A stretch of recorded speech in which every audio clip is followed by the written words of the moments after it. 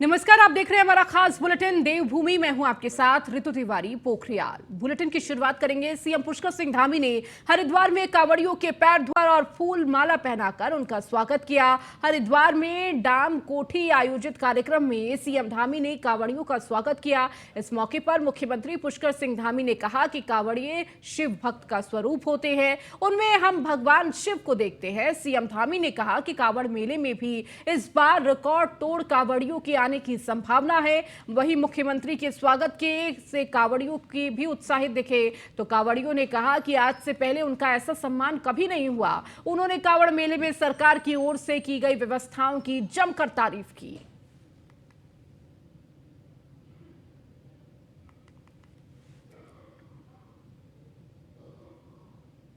CM Pushkar Singh Dhami ने governor से मुलाकात की। राजभवन में सीएम ने राज्यपाल गुरमीत सिंह से मुलाकात की। उत्तराखंड मंत्रिमंडल के विस्तार को लेकर चर्चाएं तेज है। मुख्यमंत्री पुष्कर सिंह धामी आज राज्यपाल गुरमीत सिंह से मुलाकात करने के लिए राजभवन पहुंचे। सीएम धामी का राजभवन पहुंचे तो राज्यपाल से मुलाकात को लेकर चर्चा का बाजार भी गर्म हो गया। चर्चाएं हैं कि सीएम धामी मंत्रिमंडल विस्तार को लेकर राज्यपाल से मुलाकात करने पहुंचे थे। हालांकि रूटीन में लगभग हर हफ्ते सीएम धामी राज्यपाल से मुलाकात करने जाते हैं, लेकिन प्रदेश में चल रही कैबिनेट विस्तार की चर्चाओं के बीच सीएम धामी की राज्यपाल से मुलाकात कैबिनेट विस्तार की ओर इशारा कर रही है। आपको बताते चले कि हाल ही में सीएम धामी 4 दिवसीय दिल्ली दौरे पर गए थे, जिस दौरान सीएम धामी ने प्रधानमंत्री नरेंद्र मोदी के साथ ही गृह मंत्री अमित शाह, भाजपा के राष्ट्रीय अध्यक्ष जेपी नड्डा और महामंत्री संगठन बीएल संतोष से मुलाकात की थी। इन मुलाकातों के बाद से ही चर्चाएं चल रही है कि कभी भी मंत्रिमंडल का विस्तार किया जा सकता है। दरअसल धामी 2.0 सरकार के गठन के बाद से ही मंत्रिमंडल में 3 पद खाली चल रहे हैं, तो वहीं परिवहन मंत्री चंदन राम दास के निधन के बाद एक और मंत्रिमंडल का पद खाली हो गया है।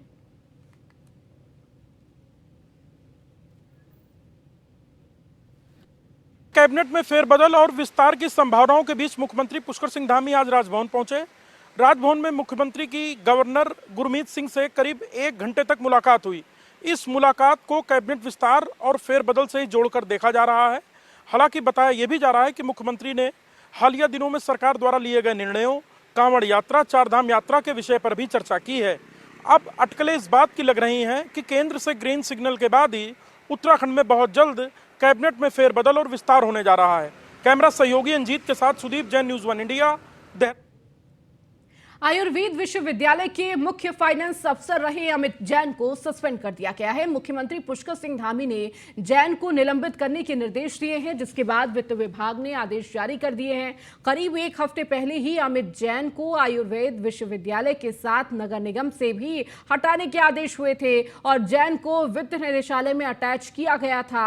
आपको बताते चले कि फिर इसकी शिकायत आई थी कि वो भी आयुर्वेद विश्वविद्यालय में बैक डेट पर साइन कर रहे हैं और इसी शिकायत के आधार पर अब उनको मुख्यमंत्री के निर्देश के बाद निलंबित किया गया है। आपको बताते चले कि आयुर्वेद विश्वविद्यालय में वित्तीय अनियमितताओं से जुड़े कई मामलों पर पहले से ही जांच चल रही है और इसी मामले में अमित जैन का आरोप भी लगे हैं और इस मामले की जांच विजिलेंस कर रही है। सरकार ने इनकी विजिलेंस जांच के आदेश दिए थे। विजिलेंस अमित जैन से भी पूछताछ करेगी और इसके पहले अब सरकार ने उन पर बड़ी कार्रवाई कर दी है।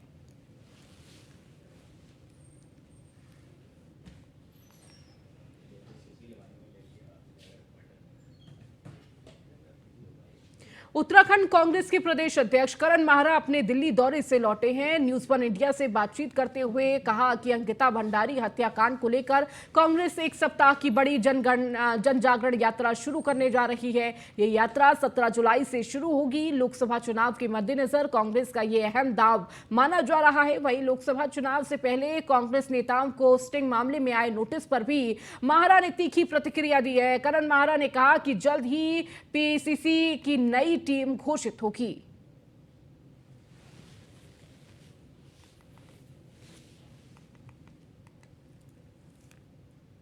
उत्तराखंड कांग्रेस कमेटी के प्रदेश अध्यक्ष करण सिंह माहरा दिल्ली से लौट आए हैं और कई विषयों पर उन्होंने दिल्ली जहां बातचीत की है, वहीं अंकिता हत्याकांड को लेकर भी एक बड़ी यात्रा वो निकालने जा रहे हैं। पौड़ी में घटना हुई थी, लिहाजा पौड़ी लोकसभा को भी ये टारगेट करेंगे। अध्यक्ष जी, आप दिल्ली से आ गए, क्या दिल्ली में आला कमान से बातचीत हुई, क्या प्रमुख विषय रहे? औपचारिक बैठकें भी थी, क्योंकि अध्यक्ष बनने के बाद ये मेरी जिम्मेदारी भी है कि मैं यहाँ के हालातों से उनको रूबरू कराऊँ, और जो आगे को फर्दर हमारे स्टेप्स हैं उनके बारे में उनसे मैं दिशा निर्देशन लेने भी गया था। आदरणीय मल्लिकार्जुन खड़गे जी से, आदरणीय केसी वेणुगोपाल जी से, आदरणीय पवन बंसल जी से और वरिष्ठ नेताओं से मेरी वहाँ मुलाकात हुई है, प्रभारी जी समेत। और जो दिशा निर्देश उन्होंने बाई इलेक्शन को लेकर दिए हैं या एमपी इलेक्शंस को लेकर तैयारी को लेकर दिया है, उस पर हम लोग आगे बढ़ रहे हैं। और हमारी क्या अभी तक तैयारी है उस विषय में भी चर्चा हुई। पीसीसी की संगठन को लेकर भी हमारी चर्चा हुई, और ताज़े हालात जो यहाँ हैं, जिस तरीके से अंकिता भंडारी मर्डर केस को दबाया गया है, उसकी न्यायिक हत्या एक हिसाब से हो रही है, उसकी जो उसको अधिकार मिलना चाहिए, जो उसको न्याय मिलना चाहिए, उसको भी ख़त्म करने की कोशिश हो रही, उस पर चर्चा हुई। यूसीसी को लेकर जो हमारी चिंताएं हैं और जो एआईसीसी में बैठक के बाद जो उन्होंने निर्णय लिए, उनके विषय में भी हमारी चर्चा विमर्श हुआ है। और भर्ती घोटाले इत्यादि अनेकों ऐसे तमाम मामले हैं जिसमें हमारी चर्चा हुई है। और क्या मैनिफेस्टो में 2024 के कांग्रेस के हमारा राज्य समझता है वो होना चाहिए, उन विषयों पर चर्चा हुई। जैसे मूल रूप से जो 4th क्लास कर्मचारियों की नौकरियां इन्होंने ख़त्म की बीजेपी ने, उनको कैसे हम दोबारा लाएंगे। जैसे हमने ओल्ड पेंशन स्कीम को लाने का काम राहुल गांधी जी ने किया है, उस पर भी चर्चा मैंने की है।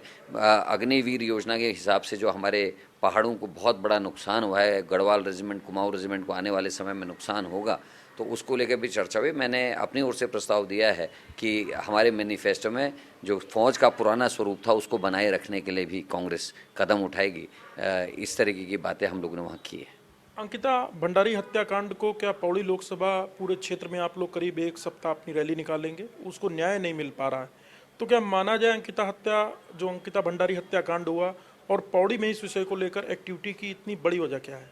देखिए, उसका घर वहाँ है, और जब जागरूकता लाने की बात होती है तो वो पहले घर से शुरुआत होती है। उत्तराखंड की बेटी है अंकिता, पौड़ी की रहने वाली है, उसके संग जिस तरीके से जघन्य अपराध हुआ, उसका रेप कर दिया गया, उसको मार दिया गया और उसको न्याय आज तक नहीं मिला। उसके माँ बाप वकील बदलने के लिए लगातार कोशिश करे, वकील नहीं बदला जा रहा है। डीएम अपने 2-2 बार अपने स्टेटमेंट्स चेंज करता है। फॉरेंसिक जांच के सारे तथ्य हटा दिए जाते हैं, वहाँ डोजर जलाया जाता है, आग लगाई जाती है, उसका कमरा तोड़ा जाता है। ये सब चिंता के विषय है, और इसीलिए मैंने उसको स्वाभिमान न्याय यात्रा उसका नाम रखा है, क्योंकि पहाड़ के लोगों का, उत्तराखंड के लोगों का स्वाभिमान जगाना है। हमारी बेटी का बलात्कार बीजेपी के कार्यकर्ताओं ने उसकी हत्या करने का काम किया। वीआईपी को बचाने के लिए पूरे सबूतों को नष्ट करने का काम सरकार और प्रशासन ने किया है, और न्याय ना मिले इसकी पूरी पुख्ता तैयारी भारतीय जनता पार्टी कर रही है। इसलिए मैं पहाड़ के लोगों के खून को उबालने के लिए, उनके स्वाभिमान को जगाने के लिए जा रहा हूं, और 6 दिन में हम कोशिश करेंगे ज़्यादा से ज़्यादा लोगों से मिलकर इस सारे प्रकरण पर बात करें। ये लैंड जिहाद और लव जिहाद में लोगों को फंसाने के काम करेंगे, हम मूलभूत मुद्दों पर वापस जनता को लाने का काम करेंगे। अध्यक्ष जी, लोकसभा चुनाव भी करीब है और आपकी नई कमेटी पीसीसी की भी तैयारी चल रही है, कब तक माना जाए और क्या क्या इसमें नया बड़ा बदलाव दिखेगा? देखिए, हमारे पास अनुभव और युवा का संगम रहेगा। हमारे जिलाध्यक्षों में आपने इसकी बानगी देख ली है कि किस तरीके से जिलाध्यक्ष आए हैं, और नए जिलाध्यक्ष बहुत अच्छा काम कर रहे हैं, पुराने वालों से राय मशवरा भी कर रहे हैं और अच्छा काम भी कर रहे हैं। हर 8वें 10वें दिन में एक बड़ा कार्यक्रम हर जिले में और ब्लॉक स्तर पर हो रहा है, जो अपने आप में साबित करता है कि युवाओं ने बहुत अच्छा काम किया है। सीनियर्स से राय भी ले रहे हैं, और नया संगठन के लिए मेरी बात हुई है। नए संगठन के लिए हाईकमान ने कहा है कि ये राजनीतिक निर्णय हैं, और चूंकि अभी आने वाले निकट समय में चुनाव भी हैं, तो उसको देखकर वो अपने निर्णय लेंगे। तो आपसे प्रदेश अध्यक्ष कांग्रेस करण सिंह महाराज जी, जिन्होंने 2 टूक कहा है कि पौड़ी लोकसभा सीट क्षेत्र पर अंकिता भंडारी हत्याकांड प्रकरण पर एक बड़ी रैली जुलूस 7 दिनों का एक बड़ा कैंपेन कांग्रेस करेगी, और दिल्ली में बड़े नेताओं से उत्तराखंड के विषयों पर भी चर्चा कर लौटे हैं। लोकसभा का जो मैनिफेस्टो तैयार होगा उसमें उत्तराखंड से संबंधित क्या मुद्दे हों, इसकी भी जानकारी उन्होंने दिल्ली दरबार में दी है। कैमरा सहयोगी अंजीत के साथ सुदीप जैन, न्यूज़ 1 इंडिया, देहरादून।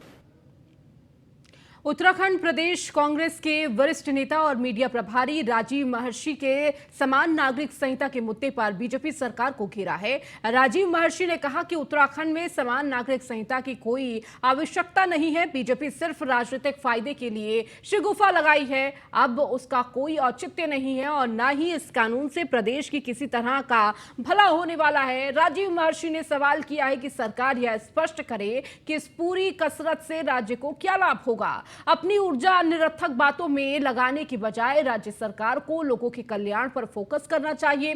पर्वतीय क्षेत्रों से हो रहे पलायन को रोकने और कमर तोड़ महंगाई से लोगों को कैसे राहत मिले, नौजवानों को कैसे रोजगार मिले, महिलाओं और मजदूरों और किसानों की स्थिति कैसे सुधरे, इन ज्वलंत मुद्दों पर सरकार का कोई ध्यान नहीं है। जनता का ध्यान भटकाने के लिए समान नागरिक संहिता के नाम पर समाज में विभाजन की दीवार खड़ी की जा रही है।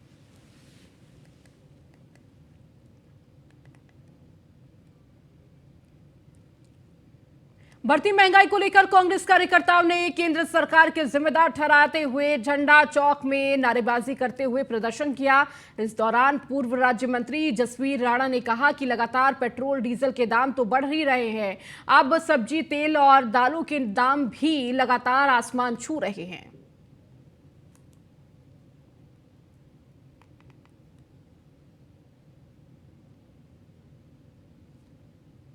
सहकारिता मंत्री धन सिंह रावत ने बहुउद्देशीय प्राथमिक कृषि ऋण सहकारी समिति एक मुश्त समाधान योजना का शुभारंभ किया। इस मौके पर धन सिंह रावत ने कहा कि सहकारिता विभाग के इतिहास में यह पहली बार हुआ है जब हमने सहकारिता विभाग के लिए गए ऋण के लिए ओटीएस यानी कि वन टाइम सेटलमेंट स्कीम को लागू किया है, जिसमें कि मृतकों के परिजन वन टाइम सेटलमेंट स्कीम के तहत एक मुश्त राशि जमा कर फिर से सहकारिता विभाग से मिलने वाली स्कीम का लाभ उठा सके। साथ ही मंत्री धन सिंह रावत ने यह भी बताया कि जो भी बकायेदार यह राशि जमा करेगा उसके लिए ब्याज में 100% की छूट दी जाएगी। अभी तक सहकारिता विभाग में जो मृतक बकायेदार रहे हैं उनकी संख्या लगभग 31 लाख है।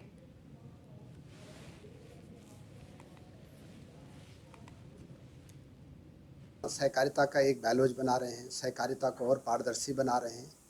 इसी परिप्रेक्ष्य में उत्तराखंड सहकारिता विभाग जो है एक वन टाइम सेटलमेंट योजना आज लॉन्च करने जा रहा है, जिसमें कि सहकारिता विभाग जब से बना है उत्तर प्रदेश से लेकर उत्तराखंड राज्य तक लगभग 31,221 जो हमारे परिवार हैं मृतक, जिनके के घर से किसी ने भी हमारी सोसाइटी से ऋण लिया और उनकी डेथ हो गई है, उनका जो पैसा है वहाँ उनका कोई भी जो है रिश्तेदार हो चाहे जिसने भी उनके साथ वहाँ पे अपनी ज़मीन मोर्टगेज की हो, वो अब वहाँ पे है नहीं।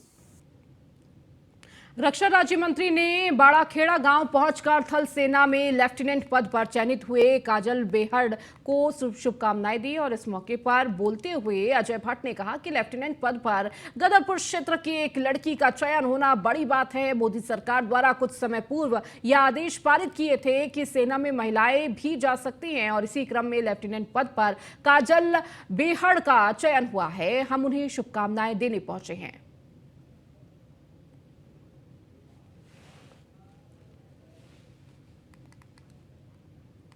बेटी आज लेफ्टिनेंट में निकली हुई है। इस क्षेत्र की बेटी है, पूरे क्षेत्र में खुशी की लहर है। क्योंकि मैं यहाँ से सांसद हूँ, मेरा संसदीय क्षेत्र है और बेहद खुशी हुई कि ये हमारे भविष्य के लिए, बेटियों के लिए और बेटों के लिए एक आदर्श बन चुकी है। इसे देखकर और भी हमारे लड़के लड़कियां जो हैं वो आगे आने की योजना बना रही हैं, सोच रही हैं, जो हम सब के लिए खुशी की बात है। हमारी बेटी पापा का सपना था कि मैं एक ऑफिसर बनूं और मैं इसी पद से ऑफिसर बन के देश की सेवा भी कर सकती हूं और मेरा अपना भी सपना था कि मैं देश की सेवा करूं, एक ऑफिसर बनूं। इसलिए मैंने ग्रेजुएशन में भी एनसीसी ली थी अपने साथ और वहाँ भी मैं पूरी ट्रेनिंग मन से किया करती थी और इसके लिए मेरा परिवार से पूरा सपोर्ट रहा है। मेरे मम्मी पापा ने, मेरे भाई बहन ने मेरा पूरा साथ दिया है। ग्रेजुएशन में भी जब मैं गई थी तो एनसीसी लेनी थी मैंने और पापा साथ ही थे और उन्होंने सर से बात करके या जैसे भी था मेरा पूरा सपोर्ट किया कि मैं एनसीसी में जाऊँ। देहरादून की निरंजनपुर मंडी में शनिवार को निरंजनपुर मंडी के निर्देशन से मंडी में टमाटर के 5 काउंटर लगाए गए। इन काउंटर पर 50 रुपए से 70 रुपए किलो टमाटर बेचे जा रहे हैं और सस्ते काउंटर तब तक लगे रहेंगे जब तक टमाटर के दाम कंट्रोल में नहीं आ जाएंगे। वहीं इन काउंटर से अधिक 2 किलो टमाटर बेचे जा रहे हैं और काउंटर में आने वाले ग्राहकों के नाम और मोबाइल नंबर भी लिखे जा रहे हैं, जिससे सस्ते टमाटर लेकर फुटकर दुकानदार कालाबाजारी ना कर सके। साथ ही लोग काउंटर पर सुबह 9 से दोपहर 12 बजे तक टमाटर खरीद सकते हैं। ये जो बरसात के कारण आपको पता है कि टमाटर के जो रेट हैं बहुत हाइक हो गए हैं। बारिश के कारण फसल भी काफ़ी बर्बाद हो चुकी है और जो हमारे उत्तराखंड का टमाटर बेसिकली जो हमारे पहाड़ी क्षेत्र हैं, उत्तरकाशी, टिहरी और देहरादून का क्षेत्र है जैसे चक्राता और नेटपाड़ वगैरह, वहीं से हमारे यहाँ टमाटर आता है। बाहर से इसमें लगभग टमाटर बहुत कम मात्रा में या ना के बराबर आ रहा है, क्योंकि नासिक, महाराष्ट्र और बेंगलोर में काफ़ी मात्रा में बारिश हो गई जिससे पूरी फसल बर्बाद हो चुकी है और विद इन स्टेट ही हमारा टमाटर आ रहा है। लेकिन उससे फलस्वरूप क्या हो रहा है कि टमाटर की कम मात्रा के कारण क्या हो रहा है कि रेट उसके बहुत ज़्यादा हो गए हैं। तो माननीय मुख्यमंत्री और माननीय हमारे कृषि मंत्री और हमारे प्रबंध निदेशक महोदय द्वारा ये डायरेक्शन दिए गए हैं कि आप इसके मंडियों में काउंटर लगाएं, रिटेल काउंटर स्थापित किए। तो इसी को लेकर हम लोगों ने पूरे देहरादून, ऋषिकेश और अदर मंडियों में भी हमने डायरेक्शन भी दिए थे और उसमें हमने खुद भी बैठक की और व्यापारियों के साथ बैठक की और बैठक के बाद ये निर्णय लिया गया कि हम जो है टमाटर के थोक रेट पे ही रिटेल काउंटर मंडी में खोलेंगे। हरिद्वार में कावड़ मेले में आस्था के अनूठे रंग देखने को मिल रहे हैं। मेले में अयोध्या के राम मंदिर की हूबहू नकल वाली कावड़ आकर्षण का केंद्र बनी हुई है। गुड़गांव से कावड़ियों का एक समूह इस राम मंदिर के मॉडल से बनी कावड़ को लेकर यहां तक हर की पैड़ी से रवाना हुआ है। कावड़ियों के अनुसार पिछले कई महीनों की मेहनत के बाद ये तैयार हुई है और इसे बनाने में कई कारीगर लगे हुए थे। रथ की तरह राम मंदिर के इस भव्य मॉडल को देखकर हर कोई शिव की नगरी में भगवान राम का दीवाना हो जाता है। कावड़ियों के अनुसार इस रथ को खींचकर वो पैदल ही यहां से गुड़गांव जाएंगे।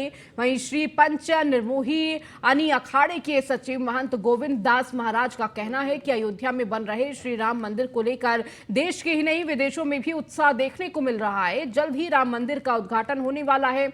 आपको बताते चले कि कावड़ मेले में कावड़ियों द्वारा राम मंदिर की भव्य झांकी श्री पंच निर्मोही अनी अखाड़े में बनाई गई है।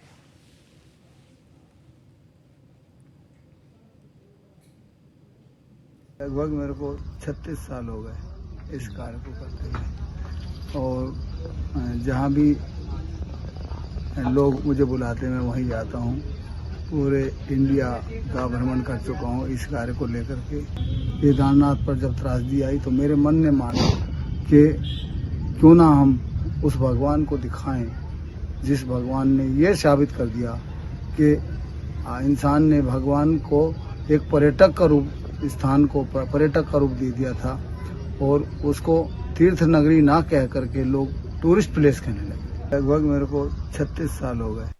आपका जो है कावड़ यात्रा में कावड़ की एक झांकी सजाई है श्री राम मंदिर की। एक नहीं 3-4 राम मंदिर यहाँ से बनाए हुए थे। राम मंदिर का ऐसा उत्साह है लोगों के, ऐसे दिल और दिमाग में भरा है। राम मंदिर की झांकी हमारे निर्मोही अखाड़े में बड़ी सुंदर बनाई है। कावड़ मेला भी राम में नजर आता है। देखो जैसे शिव जी का महीना है ये तो, लेकिन इसमें भी जो है आपका जो है राम मंदिर को लेकर राम में सब जो है कावड़ मेला भी जो है राम में दिख रहा है। जो राम का प्रेमी है, जो भी भक्त है, उसके अंदर पूछो, उसके दिल से पूछो, इतना उत्साह है, इतना आनंद आता है।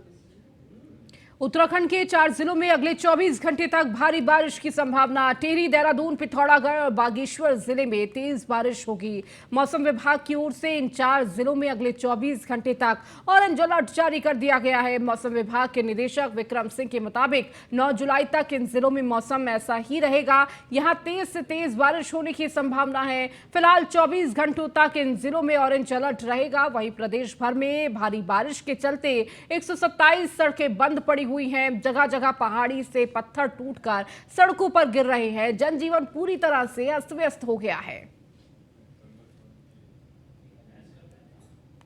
के साथ ही उत्तराखंड में भारी बारिश का सिलसिला जारी है। पहाड़ में करीब 100 छोटी बड़ी सड़कें बंद हैं जिन्हें खोलने का प्रयास जारी है। तो गढ़वाल व कुमाऊं मंडल के 6 जिलों में भारी बारिश के आसार हैं। मौसम विभाग की माने तो चंपावत, देहरादून, हरिद्वार, चमोली, उत्तरकाशी और नैनीताल जिलों में आज भी रुक रुक कर मध्यम से अधिक भारी बारिश के आसार हैं। मौसम विभाग का अनुमान है कि एक पश्चिमी विक्षोभ का जो दबाव है वो उत्तराखंड के निकट बना हुआ है, जो कि लगातार बारिश दे रहा है। इस भारी बारिश के कारण जहां सामान्य जनजीवन प्रभावित है, वहीं सड़कें बंद होने से भी लोगों को परेशानियों का सामना करना पड़ रहा है। कल पिथौरागढ़ के दूरस्थ धारचूला तहसील में बादल फटने की घटना भी सामने आई, जिसका मार्ग अभी तक बंद है। मौसम विभाग की माने तो चारधाम यात्रा पर जा रहे लोगों को मौसम विभाग के अलर्ट के मद्देनजर यात्रा प्रस्तावित करनी चाहिए और जिन जगहों पर भारी बारिश का अलर्ट है वहां यात्रा करने से बचना चाहिए। कैमरा सहयोगी अंजीत के साथ Sudeep Jain, news 1 India, Dehradun. Monsoon Pauri जिले में बारिश आफत बरस रही है। जिले में 20 सड़कें जहां लैंडस्लाइड के कारण बाधित है, तो वहीं जिले के थली सैंड क्षेत्र में बारिश के कारण एक सड़क का पुस्ता अचानक टूट जाने से वॉश आउट हुई सड़क से बस ड्राइवर ने जान हथेली में रखकर बस को पार करवाया। बस ड्राइवर ने पहले तो बस में सवार 25 यात्रियों को बस से बाहर उतारा और फिर बस को आधी टूट चुकी सड़क में सूझबूझ से पार करवाया। आपको बता दें कि मानसून की बारिश का सबसे अधिक असर सड़कों पर दिख रहा है। लैंडस्लाइड की घटनाओं से यातायात प्रभावित हो रहा है। ऐसे में कई सड़कें बारिश के कारण धंस रही हैं।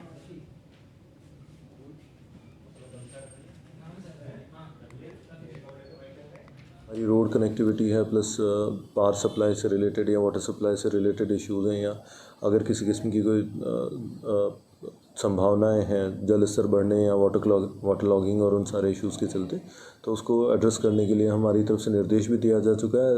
अलर्ट भी है तहसील के आपदा प्रबंधन के। जो हमारी मसूरी में 7 करोड़ की लागत से मॉल रोड के सौंदर्यीकरण और पुनर्निर्माण के कामों की बरसात ने पोल खोल दी है। मसूरी में हो रही बारिश के कारण मॉल रोड पर जगह जगह पर जलभराव की स्थिति पैदा हो गई है, जिससे लोगों को भारी परेशानी का सामना करना पड़ रहा है।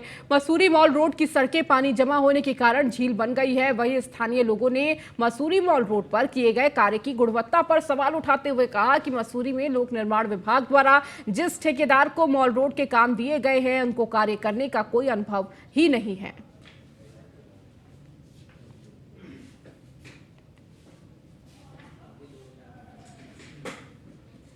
साथ में देखिए आप पानी की जो सारी माल रोड की पोल खुल गई है, वहां पर आप देखिए किस प्रकार से पानी भर रहा है, क्योंकि उसमें ड्रेनेज सिस्टम को कहीं सीरियसली नहीं लिया गया।